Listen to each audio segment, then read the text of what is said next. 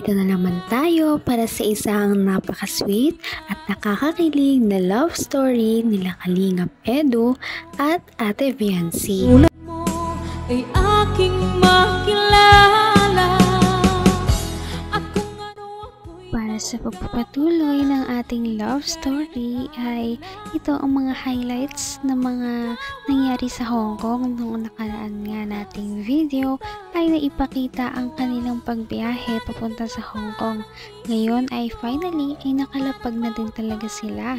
Kaya sa pagpunta nila dito sa airport ng Hong Kong ay nagulat sila dahil marami ang mga supporters na naghihintay pala sa kanila dito. Hindi lamang sila sikat sa Pilipinas kundi sa ibang bansa din. At karamihan nga dito ay ang mga OFW na nagkatrabaho doon sa Hong Kong. Kaya ito na ang mga nangyari sa kanilang paglapag sa airport ng Hong Kong.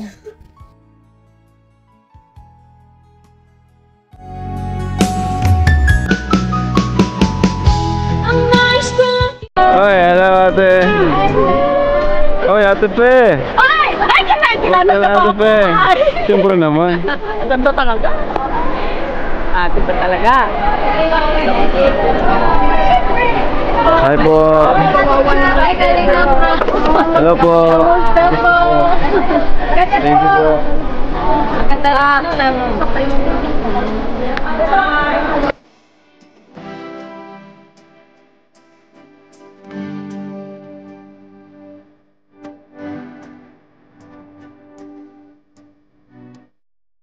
Balik na rin.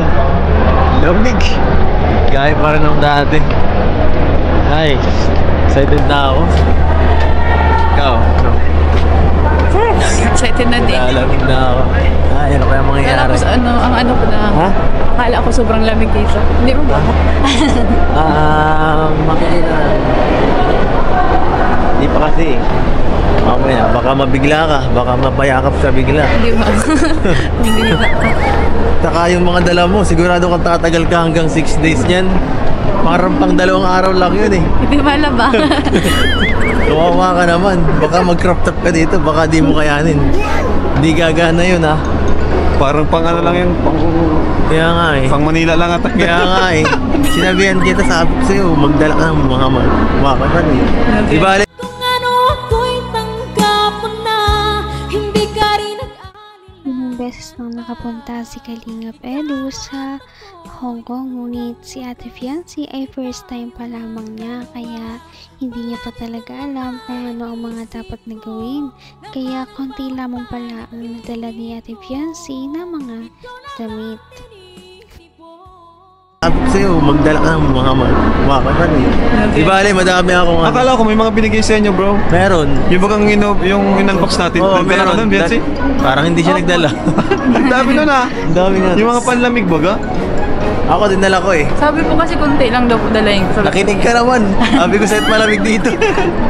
Dapat nag-ano ka. Oo. Pero may mga dala pa ako.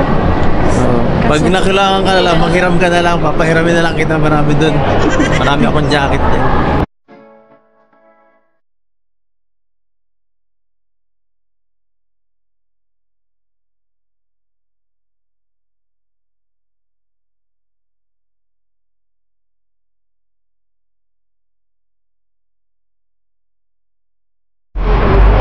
Ang pagpabalik ni Kuya Bal sa Hong Kong. Ayan naman na, bago. Ay, ampaw, salamat po. Ay, may ampaw. Thank you po. Salamat po. Magagamit ko to, wala pa akong pano.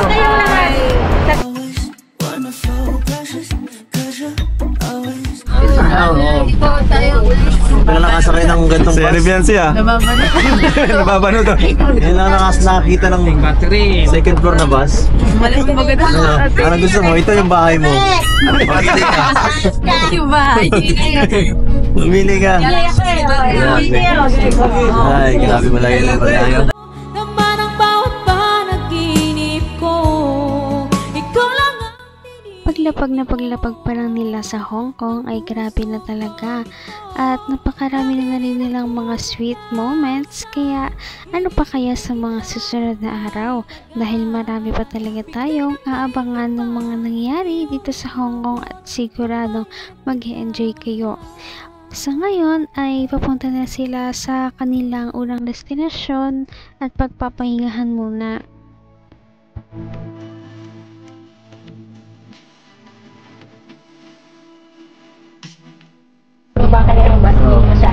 Maganda ka yan?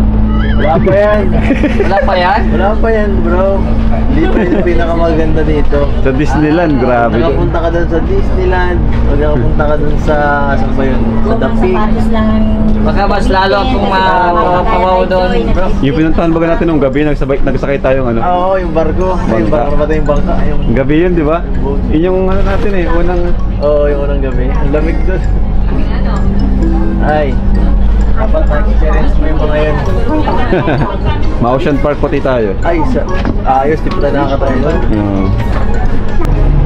Baby, anong tawag dyan, baby? Bus. Baby. Bus. Asan yung bus? Relax ka.